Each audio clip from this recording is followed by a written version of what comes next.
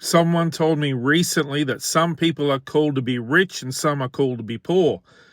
That sounds humble, I just don't think it's biblical. Proverbs 10:22, the blessing of the Lord makes rich and he adds no sorrow with it. The word for rich is ashar, and it means actual material wealth, so this is not a spiritual metaphor.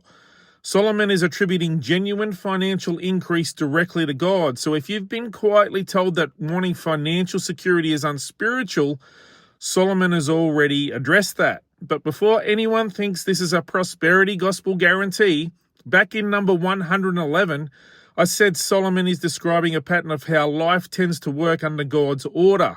Not a promise, but a pattern. And that framing matters here too, because this verse isn't a transaction you can just trigger. It's an observation about the character of God's blessing versus increase you manufacture yourself. The word blessing is berakah, and that's covenant language. It flows from relationship with God rather than grinding harder. And the second half of the verse is where it gets confronting. He adds no sorrow with it. That word sorrow is etsev, and if you go back to Genesis 3, it's the same word God uses when he tells Adam the ground will now cost him in toil and grief.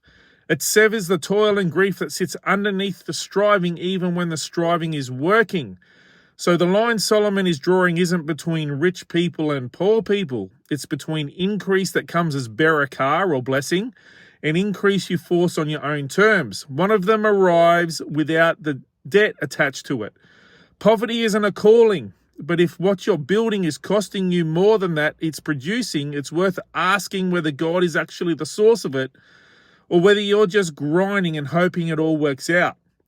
We're working through Proverbs 10 where each verse adds another angle on the difference between wisdom and foolishness.